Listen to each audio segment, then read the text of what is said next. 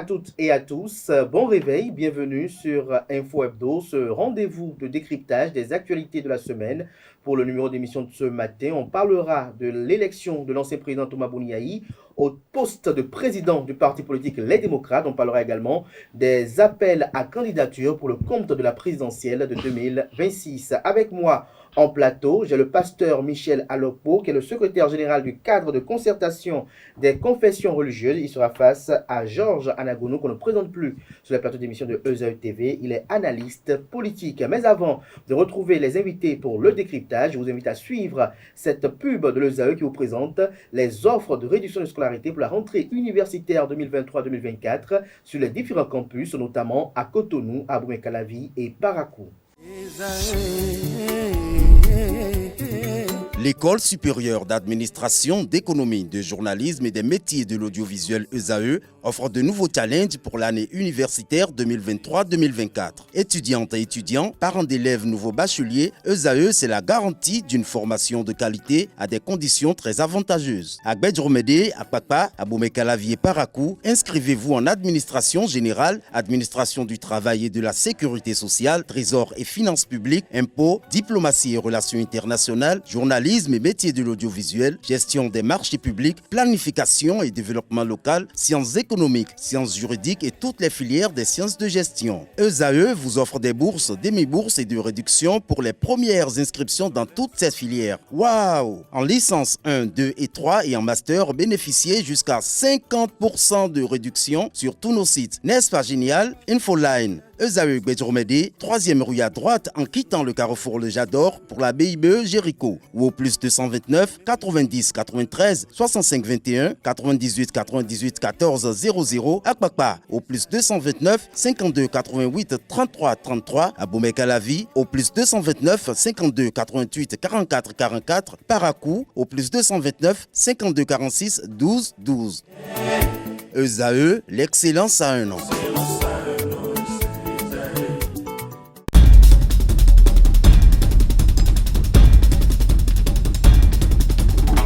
Le décryptage du jour, comme je l'annonçais à l'entame de cette émission, pasteur Michel Alokpo, bonjour. Bonjour. Merci d'être à nos côtés. Bonjour également à Georges Anagounou. Bonjour Kader, bonjour.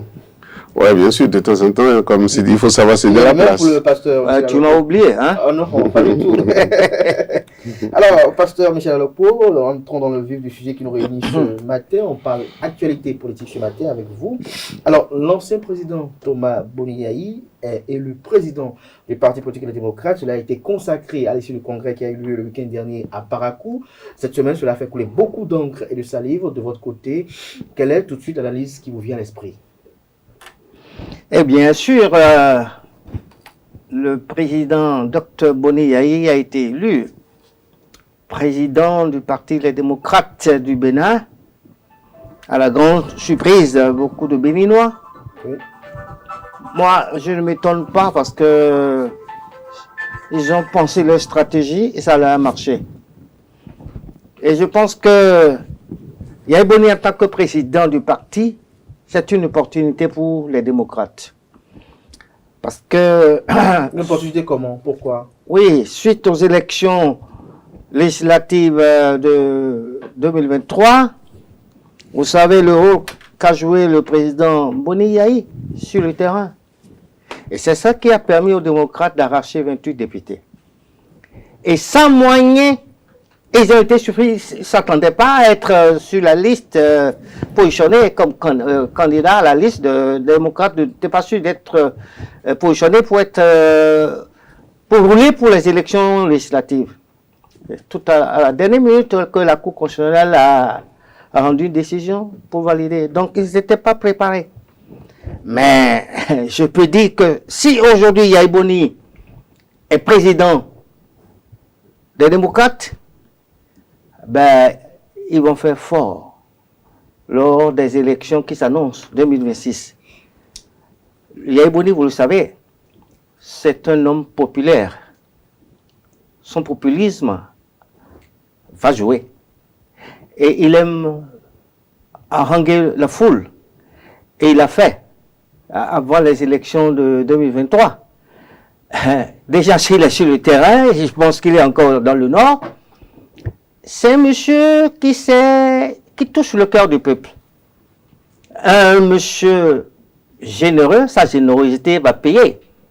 Bien sûr qu'aujourd'hui, il n'a plus beaucoup de sous en poche. Il n'a plus beaucoup de sous, comme il était au pouvoir, il avait beaucoup de sous. Maintenant, mais malgré ça, en tout cas, il est dans le cœur du peuple, mais on ne sait pas ce qui va se passer en 2026. Alors, Georges Alagono, lorsque nous retournons l'analyse politique, qu'est-ce que lui retient de ce qui s'est passé à Parakou? Non, il faut d'abord dire que Yahya Boni est un citoyen comme tout autre. C'est un citoyen comme tout autre. Et qu'il y a ceci de surplus qu'il est un ancien président de la République. Donc, pour nous, notre pays, un sage, devrait servir de référence pour beaucoup de gens. Yahya Boni était déjà président d'honneur des démocrates.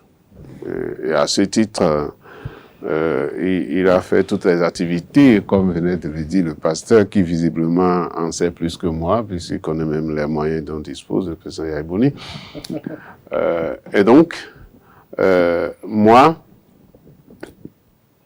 je m'étais demandé, est-ce que c'est nécessaire que du président d'honneur, avec tout ce qu'il faisait en tant que président d'honneur, et qu'on sait, qu'est-ce qui peut alors le pousser à devenir carrément président du parti?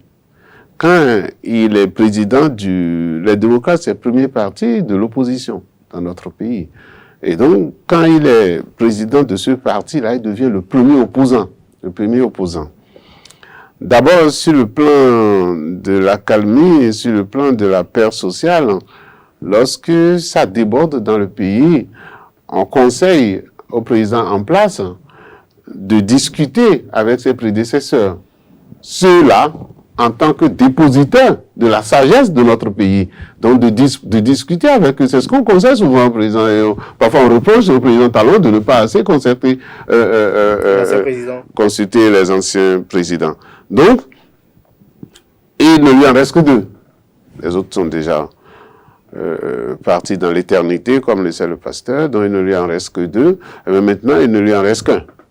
Il ne lui en reste qu'un.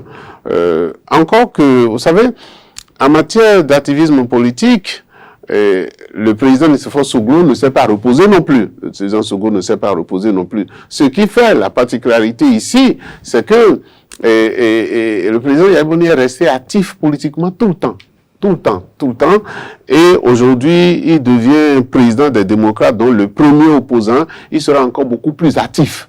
Moi, j'aurais voulu qu'on fasse l'analyse dans ce sens-là. Parce que j'ai vu certains commentaires, même sur les réseaux sociaux, après que je sois passé sur un plateau dans la semaine, on ne dénie, personne ne dénie, en tout cas moi, pas, au président Yahya Boni, de faire de la politique, de devenir président d'un parti politique, mais j'essaie d'analyser les conséquences pour le pays. Les conséquences pour le pays. Ce qui est sûr, c'est tout bénéfice pour les démocrates. Je suis d'accord avec le pasteur, c'est tout bénéfice pour eux parce que, comme l'a dit le président Éric Ndete, il dit, nous avons des combats, nous avons un combat devant nous, des combats politiques durs devant nous, et donc nous allons utiliser tous les moyens qu'il faut pour réussir ce combat-là. Et donc, aller chercher le président Yahya Boni, c'est aller chercher tous les moyens pour pouvoir réussir le combat. Peut-être que ça va faire que... Est-ce qu'en sa qualité de président d'honneur, il n'avait pas les coups de franche? C'est pour ça que j'ai dit, c'est pourquoi je vous disais tout à l'heure que je me suis dit, président d'honneur,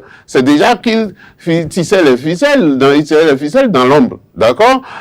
Quand vous voyez, et même l'élection présidentielle de 2021, c'est ça? L'élection présidentielle de 2021, on aurait même appris que c'est lui qui impose les choses. Et un ami m'a rappelé quelque chose qui allait passer même déjà depuis 2019, non? 2019, lorsqu'il y avait accord 7e législature, lorsqu'il fallait signer les accords et tout ça, et les gens avaient, disons, les rythmes d'été avaient posé les ceintures, mais du retour, allez voir le président d'honneur, celui qui agit dans l'ombre, ils sont revenus nier leur signature pour dire non, nous, on a dit de retirer ça. Donc voilà quelqu'un qui est resté si actif.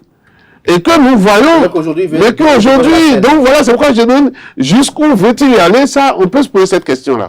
À l'instant, José Lagoulou parlait de conséquences pour le parti politique des démocrates. Moi, je parlais de conséquences pour le peuple béninois, pour la paix et la cohésion nationale.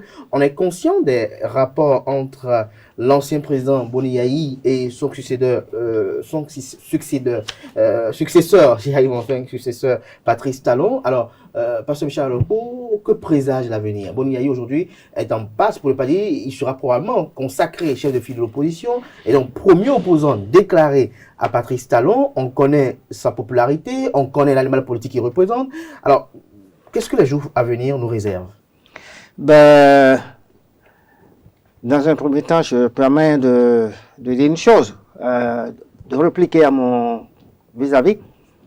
Combien de fois le pouvoir en place a consulté les sages du pays par rapport aux différentes crises qui ont secoué notre nation? L'Église catholique est allée vers le président, vers le gouvernement.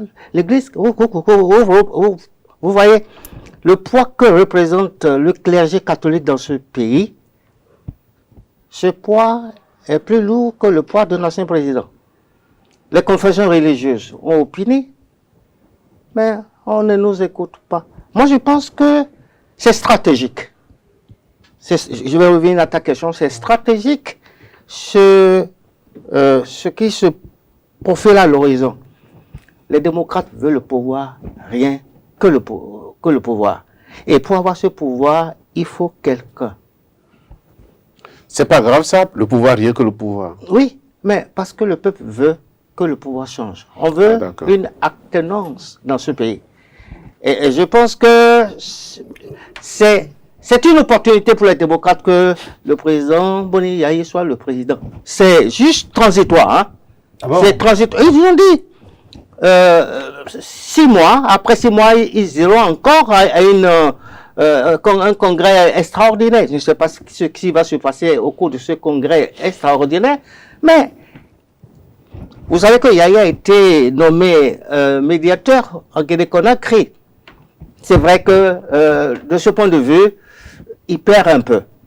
Il ne pourra plus jouer ce rôle de médiateur en Guinée-Conakry. On est obligé de le remplacer. C'est grâce à Talon qu'il a été nommé. Donc, je pense que c'est transitoire, ce qui se passe aujourd'hui. Ils ont le droit de vouloir prendre le pouvoir. Moi, je ne sais pas.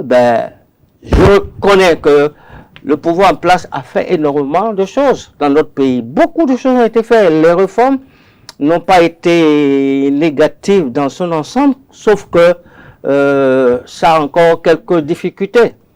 Voilà ce que moi je pense de l'élection du président Boni Yayi à la tête des démocrates. Et je réponds à ta question. Alors, aux conséquences sur la cohésion nationale. Mais vous savez, quand on évolue vers de nouvelles élections présidentielles, communales et législatives, d'abord, au sein de la mouvance, vous voyez que ça tangue.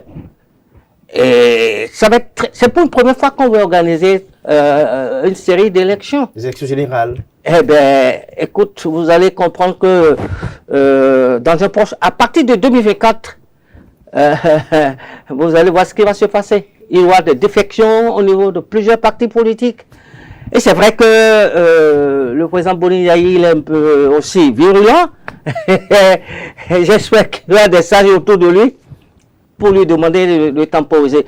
Moi, je crois, en tant que chrétien, que rien ne se passera beaucoup. Les chrétiens vont se mettre à genoux pour prier pour notre nation, pour que tout se passe. Ça dépend de celui ou de ceux qui seront candidats pour être positionnés sur la liste, soit des démocrates, soit de la mouvance présidentielle. Moi, je crois, je suis un croyant, je ne crois pas que nous avons vu pire au Bénin. Mais Dieu nous a déjà sauvés. La conférence des forces vives de la nation, on ne savait pas ce qui allait se passer. Mais Dieu a pris le contrôle.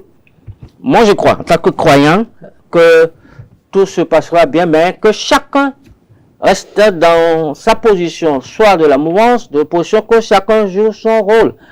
et que les règles du jeu soient respectées. C'est ça le problème. Que les règles du jeu soient respectées. Ah oui, je reviens encore par rapport à cela. Je me retourne vers votre vis-à-vis Georges Alagonou. Alors, Boni Ayi aujourd'hui, président du parti politique Les Démocrates, avant lui, c'était Éric Mouneté. Dans la foulée, les gens estiment que Éric Mouneté serait en disgrâce avec certains de ses camarades. Est-ce que vous pensez qu'il y a des éléments qui peuvent réconforter cette opinion? Non, mais on dit les démocrates, mais il y a plusieurs individualités. Et à partir du moment où il y a toujours plusieurs individualités, il peut y avoir des critiques, comme il y en a aussi au sein de la mouvance, c'est pas seulement chez eux. Mais ce qu'il y a, c'est que les démocrates ont décidé de sortir le grand moyen. Le grand moyen. Vous savez, et ce qui s'est passé lors des élections passées devait nous mettre la puce à l'oreille. Et que nous devons savoir que si nous allons devant, c'est pour aller vers la paix. Et un ancien président, il appelle toujours à la paix. Il appelle toujours à la paix. Ce que je voudrais croire, c'est que la position aujourd'hui du président Yahya Boni ne sera bénéfique que si cette position appelle à la paix. Appelle à la paix, parce qu'aujourd'hui, comme on le dit, il est l'opposant numéro 1. Donc si quelque chose se passe, chaque parti a des fiefs. Hein. C'est vrai qu'aujourd'hui, les partis de la mouvance, on n'est pas là pour eux, mais on ne trouve pas trop leur fief. Ça, c'est un autre problème, parce que c'est un foutou. Non, c'est où? C'est un foutou. À partir de ce moment-là, il n'y a pas de fief possible, bon qu'il soit, ou bien il y a plusieurs fiefs. Il y a plusieurs fiefs. Le Renouveau n'a pas de fief, le Bloc républicain n'a pas de fief, c'est un parti politique national. C'est pour ça que c'est national. Il n'y a pas de fief. Les démocrates, ils ont des fiefs? Ah oui, absolument. Ça, c'est connu, ça. Ça, c'est connu. Attendez, vous arrivez à partir d'un certain niveau de notre territoire, vous savez que vous êtes là-dessus. Vous êtes dedans. Il ne faut pas se leurrer. Et ce qui doit nous intéresser, c'est... Vous savez, le président Yahya Boni, c'est celui qui a dit dans ce pays, ils ont leurs gars, moi aussi, je vais amener les miens. D'accord? C'est... des incidents qui ont conduit à ce que le président Yahya Boni soit gardé chez lui pendant 52 jours. Vous voyez, donc c'est des passés douloureux tout ça. C'est des passés douloureux tout ça. Il y a eu des échanges. Heureusement. Il y a eu des rencontres avec le président. Heureusement. On a décidé de mettre la nation au défi de tout ceci. C'est pour ça que j'ai dit tout à l'heure, président d'honneur. Pourquoi a-t-il décidé de passer président directement? Et là, le pasteur disait quelque chose que je voudrais qu'on revienne aussi là-dessus. Est-ce que c'est ça vraiment le tempérament des gens? Les démocrates, ils veulent le pouvoir, rien que le pouvoir. Et ça, c'est dangereux. Ça conduit à de l'extrémisme. Si vous voulez le pouvoir, rien que le pouvoir, vous devez d'abord savoir que le pouvoir politique, c'est le peuple qui le donne. C'est le peuple qui vous donne le pouvoir politique. De toute façon, dans un régime démocratique comme le nôtre. Donc, c'est le peuple qui le donne. Donc, tout ce que vous avez à faire, vous voulez le pouvoir, vous vous accrochez au peuple, vous restez à côté du peuple pour lui dire, le temps venu, c'est à moi qu'il faut donner. Ça, c'est pour ça, moi, ce qui peut être bénéfique pour nous, pour toute la nation aujourd'hui, c'est que le président Yahya Boni est le numéro 1 des démocrates. Donc, on peut considérer que des mots d'ordre viendront de lui. Si les mots d'ordre viendront de lui, je voudrais que ça soit des mots d'ordre de la paix, d'appel à la paix dans notre pays. Et que je suis d'accord que l'appel à la paix doit partir de tous les côtés. On ne demande pas que ça soit seulement du côté de Yahya Boni. Mais nous avons eu des soucis. Nous avons eu des soucis dans certaines régions de notre pays. Moi, ce que je voudrais, c'est que demain, désormais, on puisse savoir que le président Yahya Boni qui se met devant pour réclamer la paix dans ces pays-là. Comme il est, bon, s'il a écouté dans le pays, ça veut dire que si quelque chose se passe et qu'il y a de l'affrontation, il suffit seulement que le président Yahya Boni parle et puis tout le monde va se calmer. Moi, c'est ce que je vais espérer de son... en dehors de tout ce qu'on pouvait penser. Mais est-ce que dans sa posture aujourd'hui, vous pouvez espérer que Boni Ayi parle et qu'il y ait de paix? Est-ce que vous pensez que Boni Ayi, en prenant la tête des partis politiques et des démocrates, il est dans une optique de vouloir apaiser les choses en faveur du pouvoir? Parce que n'oubliez pas que lorsqu'il y a un peu de trouble, ça profite un peu au camp adverse, notamment l'opposition. Oui, mais c'est pourquoi j'ai dit que si ça doit être bénéfique pour notre pays, c'est ce qu'il devrait faire. C'est ce qu'il devrait faire. Vous savez, lorsque le président Yahya Boni est président d'honneur, le président Sogo aussi était président d'honneur de la nation du Bénin, on ne voulait pas dire ouvertement c'est lui qui a fait. Mais désormais, s'il est président du parti, si dans certaines régions, certaines choses se passent, on pourra dire directement c'est lui qui a fait. Il y a des commentaires qui ont dit, ça réaffirme le président Talon comme patron de l'autre côté aussi, aujourd'hui de la mouvance. Ça veut dire que ça peut être affrontement entre les deux. Parce que je suis patron de mon côté, toi aussi tu es patron de ton côté. On n'a pas besoin d'être président d'un parti politique avant d'influencer.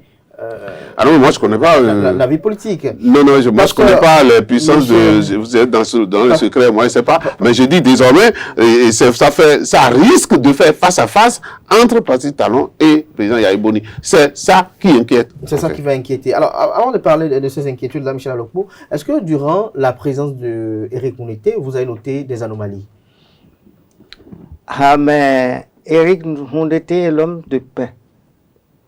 Il a joué la carte de la paix. Et ça n'a pas plu à certains membres? Je ne sais pas. À certains militants? Je ne sais pas. Donc il faut mais s'il a été confirmé premier vice-président, c'est qu'on lui reconnaît sa place.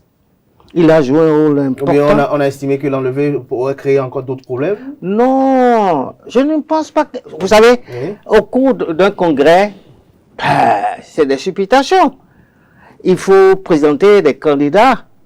Et au sein des partis politiques, il faut aussi qu'il y ait la démocratie. Le Nord veut être à ce poste. Le Sud aussi veut être à ce poste. Mais je pense que c'est pour gérer cette situation que Boni Yahya a accepté de prendre la hauteur et de réconcilier les deux candidats. Les gens font trop de polémiques au sujet du Congrès des démocrates. Les gens ne sont pas divisés à autre mesure, sauf que il y a eu deux candidats et puis après les gens ont jugé utile. Il paraît que quand sa proposition a été faite au Congrès, les gens ont applaudi. Même Éric Mouneté n'est pas contre. Il a opiné là-dessus. Sauf que Attiadé Noéni, je ne sais pas s'il a opiné sur ça, mais il se respecte. C'est un homme. Mais tu sais, le Nord est plus violent que le Sud. Je ne voudrais pas dire que de leadership opposé puisse entraîner des affrontements, je ne pense pas. Yahya Boni, c'est un chrétien qui, au départ, qui avait des pasteurs qui l'encadraient, qui lui apportent la parole de Dieu. Lui-même, je ne veux pas dire qu'il est pasteur, mais il est un chrétien averti. Mais 2019, c'est passé autour de Yahya Boni. Ou bien vous ne connaissez pas ça? 2019. Ah, bien sûr. Ouais, moi, je ne suis pas dans le secret. Il peut aussi avoir sa part dans le violence. Je ne suis pas dans le secret. Enfin, c'est toujours partagé, c'est deux parties. Je ne suis pas dans le secret de Dieu. Ce qui s'est passé en 2019, je pense que le pouvoir n'a pas joué bien son rôle. L'opposition aussi a fait de la résistance. Les responsabilités sont partagées. Si l'opposition, si la SCBE en ce temps n'avait pas fait de résistance, avait accepté, laissé tomber la proposition faite sur la table, on n'en serait pas aujourd'hui ici. Les démocrates ou les FCBE d'alors devaient avoir plus de députés à l'Assemblée. Ils ont perdu. Ils ont perdu pendant combien d'années? On a eu une Assemblée nationale monocolore. Et c'est de justesse qu'ils ont été rachetés pour ces dernières élections. Et ils ont une chance. Je crois que Yahya Boni doit pouvoir tirer le leçon de son passé. D'abord à partir de son candidat qu'il a imposé dans le passé et qui a joué contre lui. Et aussi pour les élections de 2021. Éric Mouneté, moi je le respecte. En tant que président, je m'attendais que ce soit lui qui soit candidat des démocrates aux élections présidentielles dernières. Bon, on n'a pas acheté Rekia Mandougou. Ils ont leurs arguments. Et vous savez que le septentrion, l'électorat de Yaya Boni, comme il a dit, c'est le septentrion. C'est clair, hein? Et c'est clair et que les élections prochaines, là, il va raser, hein? Il va faire le razzia dans le septentrion. Donc, vous pensez qu'il n'y aura pas de leader politique de la mouvance qui soit même de challenger Boni Yayi? Mais vous allez voir d'ici 2024 les défections au sein de la mouvance au profit de l'opposition. Vous allez voir ce que... Parce qu'ils ne vont pas s'entendre pour le positionnement des candidats sur les listes communales, législatives. Le mouvement OB qui est sur le terrain aujourd'hui constitue un os dans la gorge de la mouvance. Ils n'osent pas le dire. Parce que ces jeunes qui sont depuis avant, 2-3 avant les élections, qui sont déjà sur le terrain, ils vont vouloir aussi s'engager en politique. Qui sait si c'est pour relancer le concept de nouveau départ quand on a lancé le mouvement OB. De toute façon, on en revient dessus tout à l'heure. D'accord. Mais Georges Anagoulou, dans l'opinion, certaines personnes s'inquiètent de ce rebondissement de Boni Yayi devant la scène politique et arguent, spéculent autour d'une éventuelle révision constitutionnelle qui soit à même de permettre à Patrice Talon et même à Boni Yayi de compétir en 2026. Non, ce que je refuse à l'intellectuel africain, à l'intellectuel béninois, c'est de penser que, bon, voilà, ils vont passer outre la Constitution ou bien ils vont modifier la Constitution. Vous mettez ça en tête. Oui, c'est ce qui a dit, ce qui est écrit sur le réseau, c'est que à ce niveau, une révision constitutionnelle est à la fois profitable pour la mouvance et également pour l'opposition. Et donc, non, moi je pense que les deux chefs d'État... Puisqu'on est en politique et que tout ce qui est fait est pas, d'abord, pas intérêt politique, donc... Non, je pense que les deux chefs d'État, pour moi, n'ont pas cette intention-là. C'est pas du tout ça. Mais vous savez, lorsque vous voulez aller à la chasse, il faut y amener le chien. Il faut amener ce qu'il faut pour aller à la chasse. Les démocrates, c'est pour ça que j'ai dit, Éric Mouleté a dit, nous savons le combat qui est devant nous, nous le savons. Et nous voulons gagner ce combat-là. Et c'est pour ça que nous avons fait des repositionnements au sein de notre parti. Le repositionnement le plus visible, c'est que le président Yaya Boni a pris la tête du parti, d'accord? Donc pour eux, c'est là qu'il faut amener. C'est pourquoi tout à l'heure, et quand le pasteur voulait nous faire croire qu'on est dans une transition, dans ce sens-là, parce que une transition, si c'est pour ça, il n'a pas besoin de mettre Yaya Boni aujourd'hui. Il n'a pas besoin de mettre Yaya Boni aujourd'hui. S'ils savent que c'est lui qui doit les conduire à la victoire, c'est jusqu'à 2026, hein. Mais peut-être il peut céder après, mais jusqu'en 2026, il est là, puisqu'ils savent que c'est lui qui peut les conduire à la victoire. Ce qu'il y a, c'est que moi, si le président Yaya Boni est venu, ça pourrait peut-être être ce que vous avez dit, vous disiez tout à l'heure, vous avez essayé tout à l'heure, est-ce qu'il y avait guerre de leadership au sein des démocrates et que quelqu'un voudrait prendre la place de Éric Mouleté?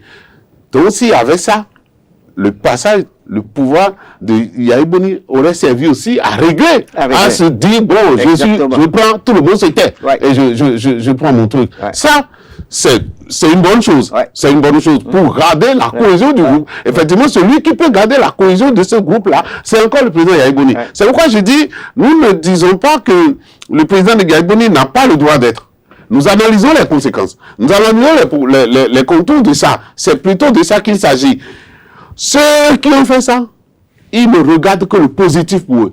C'est-à-dire le gain que ça peut apporter pour eux. Ça, c'est l'idée des démocrates, ça. Et donc, j'ai entendu des gens qui ont dit, ils veulent nécessairement l'alternance au pouvoir. C'est le jeu démocratique. Dans une démocratie, il faut qu'il y ait de l'alternance au pouvoir. Donc moi, je ne suis pas contre si quelque chose permet de... si un groupe a dirigé pendant 10 ans, donc le groupe a montré quelles sont ses capacités. Si un autre groupe viendra prendre, c'est ça aussi le jeu démocratique. Maintenant, si le peuple dit, ceux qui ont fait 10 ans là, ce groupe-là, on a encore envie de le reconduire, personne ne peut aller contre. Personne ne peut aller contre. Justement, certaines personnes disent ça, que le peuple pourrait dire qu'on a besoin encore d'eux, et de part et d'autre. Et c'est pour ça que ils travaillent. D'ailleurs, le jeu politique, c'est pourquoi? C'est pour recueillir le pouvoir et pour l'exercer. Personne ne veut faire la politique pour dire, moi, je ne veux pas du pouvoir. D'ailleurs, c'est peut-être ça qui parfois amène des remous, parce que certains estiment peut-être aujourd'hui, à tort ou à raison, qu'il faut le combat politique, mais qu'ils exercent pas le pouvoir. Ça, c'est autre chose. Ça, c'est dans un autre camp. Mais là, nous sommes là pour Yaya Boni, et le président Yaya Boni, je dis encore, ça va être utile s'il se dit non, je suis là pour maintenir l'harmonie au sein déjà des démocrates, pour que ça arrive. C'est vrai que, comme le disait le pasteur tout à l'heure, moi aussi je soupçonne que ce n'est pas facile de faire face à la machine Yaya Boni dans une partie de notre pays. C'est pas évident, c'est pas facile. Vous pouvez dire tout ce que vous voulez, mais quand il sort, il a fait quoi, 3-4 sorties pour les législatives, et nous avons vu le résultat que ça a donné. Donc, tout ce côté-là, ceux-là, ça peut leur faire peur de dire, ah non, ils peuvent demander à lui, il ne faut pas accepter qu'il vienne. Mais on n'en est plus là, il est déjà là. Il est déjà là, il est déjà le président des démocrates. Michel Alonso, laisse-moi répondre à mon vis-à-vis. Je pense que tout est possible dans ce pays. Et si l'on considère que le président Talon a décidé de faire un seul mandat et que par la suite, il a rempli pour un deuxième mandat, rien ne présage que le président Talon revienne pour un troisième mandat. Surtout que ce qui s'est passé au sein des démocrates, où les deux vice-présidents, les deux présidents ne se sont pas entendus que Yaya Boni a pris la tête. Aujourd'hui, nous voyons le mouvement OB. Nous entendons parler de Joseph Diogbenou, nous entendons parler de Walaï. Si la mouvance suscite 3 candidats et que le président Talon a des difficultés pour gérer ces candidats, ben, il peut décider de revenir pour un troisième mandat. Et s'il décide de revenir pour un troisième mandat... Ça ne serait-elle pas suicidaire? Ouais, non, mais ils vont tous le suivre. Ils vont tous le suivre, sauf ceux qui, les vrais démocrates, qui sont au sein... Il y a des vrais démocrates au sein de la mouvance, hein, je le dis. Mais je ne sais pas ce que ça va donner, mais si en 2026, le schéma président Talon, Yaya Boni revient sur la table, ça va être difficile. Ça va être la cacophonie dans le pays.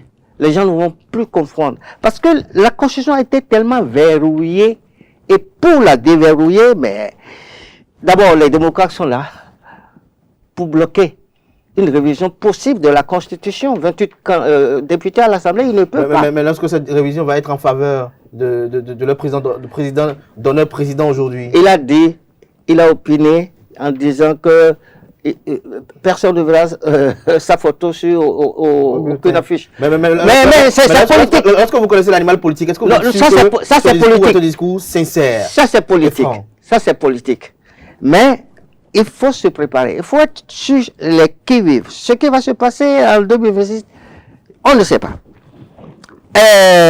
Et si Talon refuse la candidature de OB, Olivier Bocco, ça va créer encore un précédent au sein de la mouvance.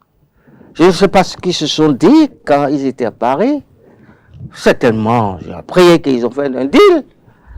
Est-ce que c'est au nom de ce deal que des mouvements OB se sont... Il y en a au moins 3 mouvements OB sur le terrain qui travaillent. Non, on parle dans un instant. Oui, d'accord, mais je dis que c'est encore possible que Talon tente à réviser la Constitution, mais ça ne va pas lui marcher. Ça va pas le marcher. Et donc, les jours à venir seront quand même périlleux sur le plan politique. Très sérieux. Périlleux et sérieux. Jean de l'insomnie pour les leaders politiques de la mouvance du Septentrion? Ah oui, ça c'est clair, ça c'est de l'insomnie pour eux. C'est pour ça on dit, parce que la plupart aussi, Yaya Boni les a fait quelque part. Exactement. D'accord, la plupart, Yaya Boni les a fait quelque part. C'est pour ça que, bon, je dis parfois il y a des sorties qui sont hasardeuses et qui n'ont pas apporté les fruits. Et pour ceux-là, je leur demande d'éviter alors d'aller dans ce sens-là. C'est-à-dire, je suis de là-bas, je vais montrer que moi j'affronte Yaya Boni, moi je vais montrer que je le détruis, je l'insulte. C'est pas rentable. Ça n'a jamais été rentable pour eux. Donc, c'est pas la peine de continuer sur ce chemin-là. Il faut chercher. Et c'est pour ça, d'ailleurs, on s'est dit... Est-ce que vous pensez qu'il y a une stratégie politique pour réduire, même si on parle de détruire, réduire un peu la popularité de Boni Yaye dans le septentrion? C'est possible. Vous, en tant qu'acteur politique, vous pensez qu'il y a une possibilité? Oui, non, mais c'est possible. Il faut que peut-être qu'il faudra que lui-même il fasse un faux pas. Si lui-même fait le président Boni fait un faux pas et que les populations n'ont pas apprécié, ça peut partir de là qu'on puisse le prendre. Non, faisons attention, c'est pas que dans tout le septentrion, ce qu'il a dit est passé partout. Non, non, il y a eu des filles de terroir qui ont résisté quand même dans leur zone. D'accord? Tout à fait. Lorsque vous faites référence aux élections mais oui, c'est-à-dire, il a disposé d'un coup moment. S'il devait encore durer plus que ça sur le terrain, peut-être que ça va poser. Le problème, c'est que, est-ce que le président Talon va dire, bon, voilà, lui, il joue sa carte, moi aussi, je joue ma carte. Et là, ça deviendra un affrontement entre les deux sur le terrain. Et c'est exactement ça qu'on veut éviter. Et pour éviter ça, c'est qu'on appelle la sagesse de part et d'autre. Et je disais tout à l'heure que le passage de président Yaye va nous être rentable s'il décide de jouer au sage. Celui qui dit non, ne faites pas ça. Les jeunes, non, ne sortez pas dans la rue. Ce n'est pas ça. Laissons jouer le jeu démocratique jusqu'à la fin. Lorsque de chaque côté on va jouer à ça, on pourra apaiser les gens. Parce qu'aujourd'hui, et il faut le dire, quand vous regardez au niveau de la mouvance, celui qui aussi a la carapace pour aller contre, c'est celle de Yaye Boni, c'est le président Talon. Sinon aussi c'est les autres. Parce que moi, je disais, hein, ceux qui pouvaient aussi tenter de faire quelque chose, je ne sais pas si le président Talon a très vite fait de les mettre à la retraite. Et quand on est à la retraite, on est à la retraite. Là, vous faites allusion à Bruno Amoussou. En tout cas, moi, je ne sais pas si aujourd'hui, ils profitent pleinement de leur retraite. Bon, il y en a qui n'ont pas pris vraiment parce que pour la part législative passée, moi j'ai vu le président Nango sur le terrain, c'est lui qui dirigeait les meetings de Kakoma Ouyon, ça c'est parce qu'on se dit le jeton que j'ai laissé là, cette fille là, il faut que si je ne suis pas là, ça ne va pas tenir. De la même manière que le président Talon aussi dira, ah oui, si je ne suis pas là, ça ne va pas tenir. Or, à partir du moment où vous êtes président de la République, vous devenez l'homme de tout le peuple. Vous devenez l'homme de tout le monde. Est-ce que cette position-là, parce que ceux qui l'appellent aujourd'hui a dit, le président Talon doit aussi rester de l'autre côté pour faire face au président Yaye Boni. C'est encore eux qui vont parler demain, parce que son poste qu'il occupe, là où il est pour la République, il est pour tout le monde, il n'est pas pour un parti politique. Ça, c'est aussi la difficulté que le président Talon peut avoir. Mais par exemple, Michel, alors est-ce que Patrice Talon aujourd'hui, au regard de cette nouvelle donne sur l'échiquier politique, ne doit pas revoir sa posture politique? Mais je pense que le président Talon doit renforcer sa relation avec Yaye Boni. Il doit le démontrer sur le terrain. Le président Talon doit faire en sorte que l'électorat du Nord puisse lui dire « Ah, bon père, ce que tu as fait, c'est bon. » Qu'est-ce que je veux dire par là? Rekia Madougou, qui est en prison jusqu'au jour d'aujourd'hui, est un os dans la gorge du Talon. Le jour où Talon va prendre une décision pour libérer Rekia Madougou, vous savez le poids que pèse Rekia Madougou dans le septentrion, c'est assez important. Notre frère professeur Jolaïva également. Les autres qui sont à l'étranger, je veux parler également de notre ami Adjavon Sébastien. Si le président Talon décide de la réconciliation, comme l'a fait Ouattara en Côte d'Ivoire, il a permis à Gbagbo de rentrer au pays. Mais vous savez, ce que ça a apporté comme fruit, c'est qu'aux élections dernières, il a rasé. Gbagbo n'a pas pu se lever la tête. Il faut que le président Talon aille dans ce sens, réconcilier le peuple, les acteurs politiques avec lui. Il a fini son mandat. Et il a le pouvoir de permettre à ce qu'on dise qu'il soit exilé ou pas, de permettre qu'il rentre. Son partenaire d'hier, c'est ça qui me fait mal, son partenaire d'hier, Adjavon, il peut se réconcilier avec lui. Et vous allez voir, mais vous savez, ceux-là, ils ont du monde derrière. Hein. À Diavon, encore ce monde, au Bénin. Ben, c'est à la seule condition pour que le jeu puisse bien se jouer pour les élections qui s'annoncent. Il faut que le président Talon change de fusil d'épaule. Les gens disent, ah, s'il fait ça, ça va être une grande erreur. Je pense que ceux qui lui donnent ces conseils-là sont en train de l'enfoncer. Parce que les gens qui ont été victimes des actes posés par le pouvoir en place, aux prochaines élections, les 3 élections à la fois, hein, les gens vont plus regarder fiche de terroir, hein, c'est vrai, parce que dans chaque circonscription électorale, chaque parti politique a ses éléments. Ah, nous voulons la paix, puisque nous voulons promouvoir la paix. Mais pour qu'il y ait la paix, il faut qu'il y ait un changement dans le pays. Mais là, si c'est dans un esprit de vengeance, Boni Yayi va passer à côté de la plaque. Boni Yayi va passer à côté de la plaque. Voilà. Un commentaire, Jean Agounou, pour conclure ce premier sujet. Non, moi, je vais demeurer dans l'espoir. Dans l'espoir que l'arrivée du président Yahya Boni à la tête des démocrates lui donne entièrement et l'occasion de prendre des décisions et de donner des ordres ouvertement et que ça soit respecté. Et bien donc, il faut que ça nous permette d'aller aux élections dans la paix, d'accord, et que lorsque quelqu'un voudra être fauteur de trou quelque part, il soit à même de se lever pour dire non, vous ne bougez, vous ne devez pas faire ça, vous devez respecter les résultats des urnes, comme le disait le pasteur tout à l'heure. Moi, j'étais dans l'inquiétude avant. Mais jusqu'à tout à l'heure, quand je viens sur le plateau, je me dis, mais bon, le président Yahya Boni, il est là aussi, c'est pour pouvoir donner ouvertement des ordres et des ordres de la paix dans notre pays. Et après, il faut qu'on se joue franc. Dans tous les côtés. Il ne faut pas que... Vous savez, dans les élections en Afrique, on soupçonne toujours l'autre. Il venait de parler de Gbagbo, mais Gbagbo n'a pas accepté facilement les résultats. Je ne sais pas s'il a accepté encore. Il a dit non, il n'y a eu que de fraude, c'est pas des élections, c'est de la mascarade. Ça aussi, c'est toujours entendu en Afrique. Maintenant, si le pasteur dit... le président Yahya Boni, le président Talon du moins, pour la paix dans notre pays, moi je suis toujours d'accord. J'ai toujours été d'accord pour dire ceux qui sont en prison, il faut les libérer. Ceux qui sont partis, il faut les faire revenir. Parce que, vous savez, excusez-moi, oui.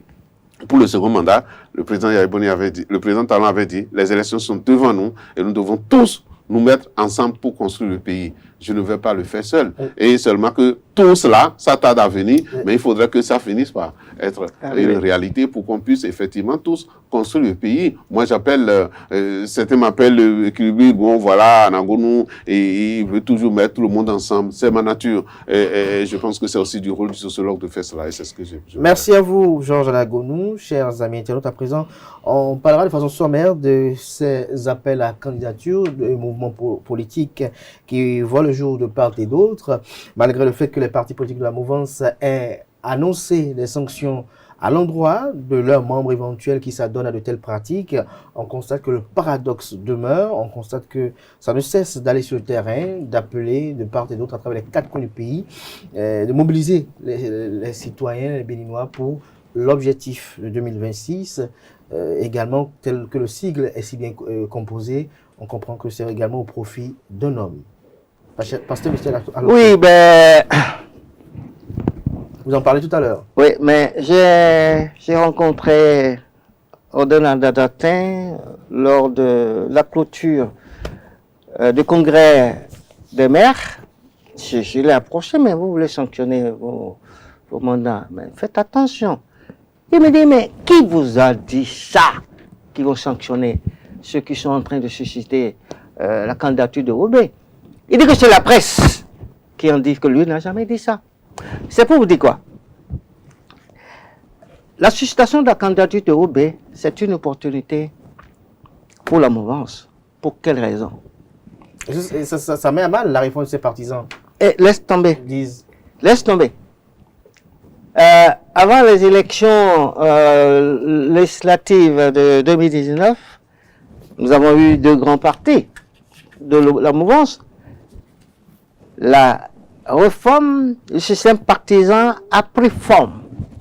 nous avons vu SCBE du côté de l'opposition, mais plus tard, nous avons aujourd'hui autour de 15 partis politiques. Et la mouvance seule en a au moins 5 ou 6 partis politiques.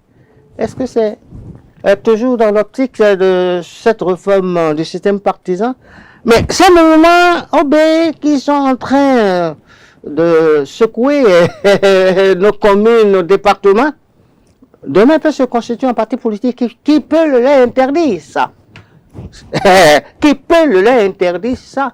Alors vous prédisez qu'ils peuvent se Et constituer bien en sûr, parti. si le président Talon refuse la candidature de OB, ça va créer un précédent.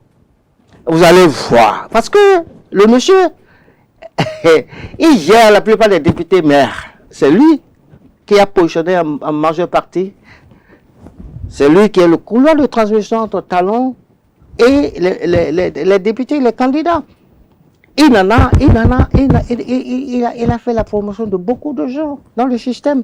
Ils lui seront redevables. Et avant, 2024 s'annonce très difficile pour la mouvance. Et si Talon lève le doigt pour dire non, je ne suis pas pour ce mouvement, mais il n'a pas dit. Et le secrétaire général du gouvernement n'a pas refusé. Il n'a pas dit non. Il n'a même pas osé dire qu'ils seront sanctionnés, ces éléments qui sont sur le terrain, et continue le combat. OB lui-même. Il y a des acteurs politiques qui le disent. Qui? Il y a des acteurs politiques qui en parlent. Oh, ils en parlent pour leur compte personnel. Le candidat lui-même n'a rien dit. Le président de la République n'a rien dit.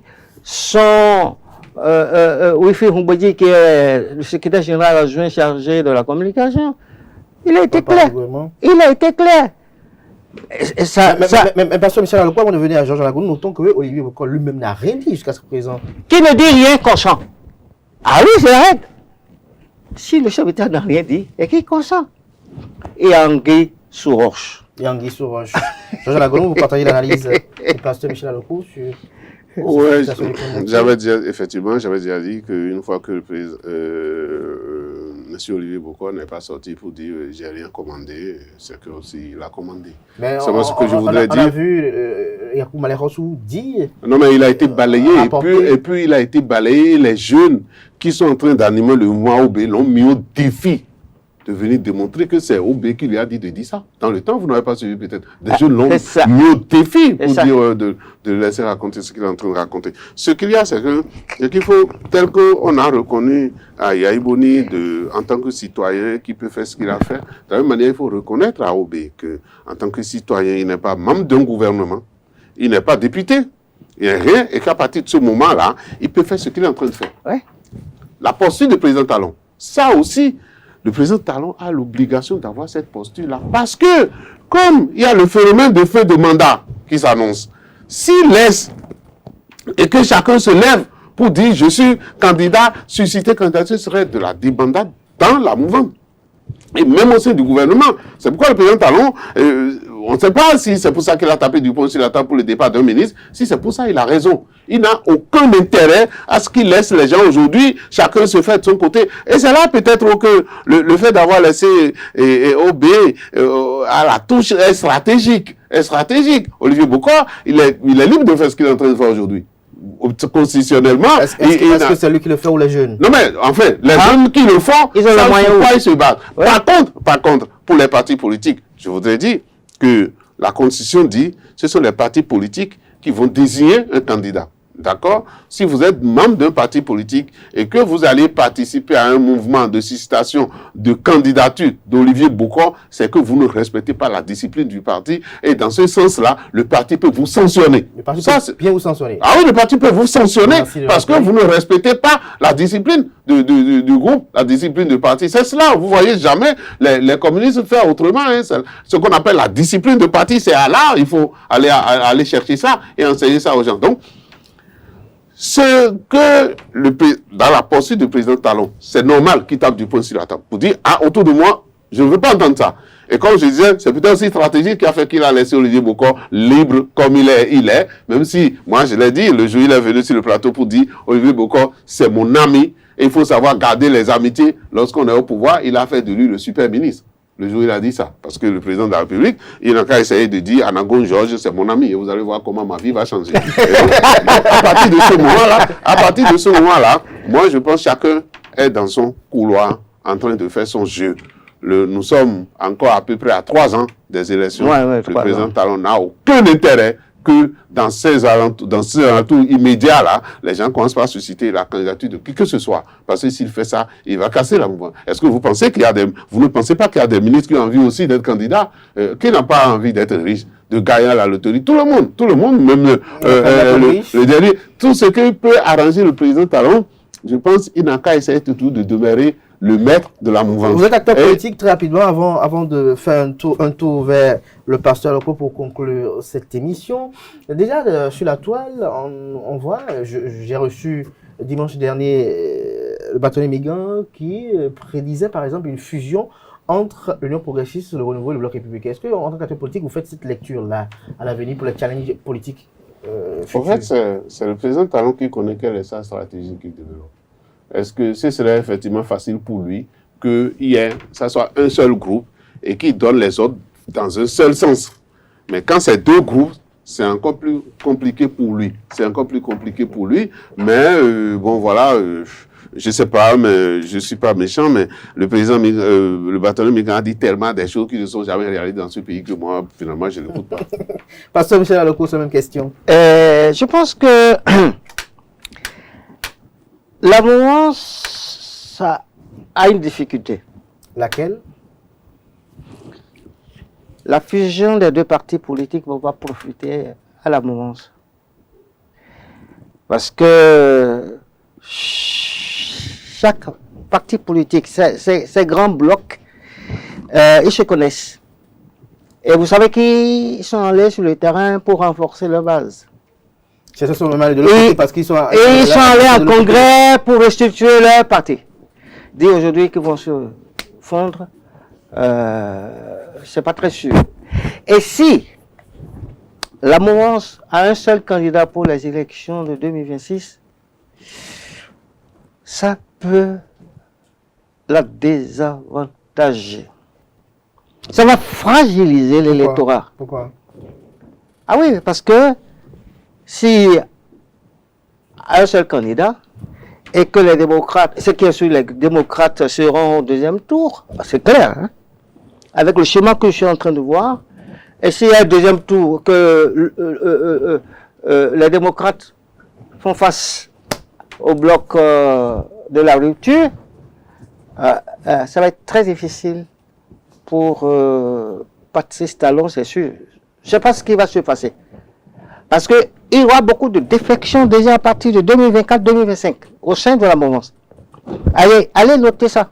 C'est clair et c'est net à cause du positionnement sur la liste des municipales et des législatives. Je l'ai dit, le mouvement OB va s'imposer. Va s'imposer à la mouvance, qu'ils le veuillent ou non. Parce qu'ils vont continuer leur mobilisation jusqu'en 2025. Hein. Ils ont les moyens pour le faire. Mais aujourd'hui, la mouvance, quelle est sa base? Comme l'a dit mon confrère tout à l'heure, est-ce que la mouvance a véritablement encore une base sûre? Je ne suis pas sûr. Les militants, au sein des bases politiques, des partis politiques, ça existe. Ce que nous avons vu avant les élections de 2019, comment ils ont fait une campagne de mobilisation des gens dans les partis, les millions de gens qui se sont inscrits dans les partis de la mouvance, est-ce que ces militants existent encore aujourd'hui? Non, je ne pense pas. Si vous n'arrivez pas à nourrir votre base, les militants, vous n'allez animer pas la vie politique à la base, il y aura des défections. Et avec ces mouvements OB, c'est la catastrophe, parce que c'est des gens qui, quand ils sortent pour aller dans tel ou tel département, ils sont accompagnés. Si vous êtes accompagnés durant toute cette période de 2 ans, mais sans aller au travail, ils ont de l'argent, ça leur fait de l'argent, et comme ça, ils sont en politique.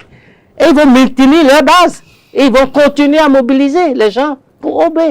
Quand on dit OB, c'est la mouvance. Je pense que nous aurons les yeux pour voir, les oreilles pour entendre. La situation va être compliquée.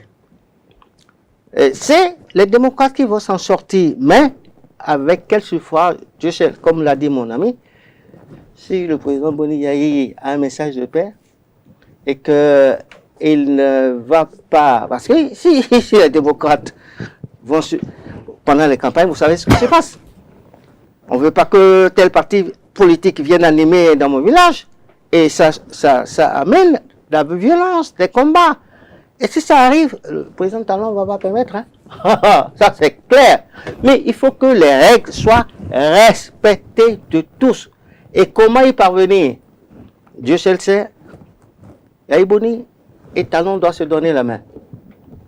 Yaïbouni doit accepter la main tendue de Talon pour conduire ces périodes difficiles qui s'annoncent. Ce sont des périodes très difficiles qui s'annoncent. Et pour l'affronter, c'est un message de paix. C'est l'union. C'est dans l'unité que nous allons bâtir notre pays. Le Bénin, c'est un seul Bénin. On n'a pas deux Bénin. Donc, le Béninois, quand il se retrouve à l'extérieur, au Bénin, ils ne se connaissaient pas, mais ils se retrouvent à l'extérieur, vous voyez, ils deviennent des amis, ils sont soudés. Que tu sois musulman ou chrétien, quand on se retrouve à l'extérieur, on est un. Mais au Bénin, chez nous, là, il y a problème. Merci à vous, pasteur Michel Aloko. Je reviens en quelques secondes pour conclure. Non, je pense pas. Il va accepter la main tendue de Patrice Talon. Ah oui, ça c'est sûr, C'est-à-dire que ce qui va se passer, les deux chefs de l'autre côté, chefs de chaque parti, ils n'ont qu'à appeler à la paix, au respect des règles démocratiques. Lorsqu'on respecte les règles démocratiques jusqu'à la fin, c'est pas qu'il manque de ratés, hein, mais il y a encore des voies démocratiques qui permettent de corriger ces ratés-là. Donc chacun devrait se lier à ça. Et d'ailleurs, l'animation de la vie politique à partir de maintenant jusqu'en 2020, ça va nous donner les signes de ce qui va se passer en 2026. C'est clair. L'animation qui commence maintenant. C'est clair. Ouais. Merci à vous, Jean Lagonu. Je rappelle que vous êtes socio-anthropologue, analyste politique. Vous étiez face au pasteur Michel Aloko, secrétaire général du cadre de concertation des confessions religieuses. Merci à vous, chers amis internautes. C'était Info Hebdo de ce samedi. On se retrouve à très bientôt pour notre rendez-vous média, notamment l'invité.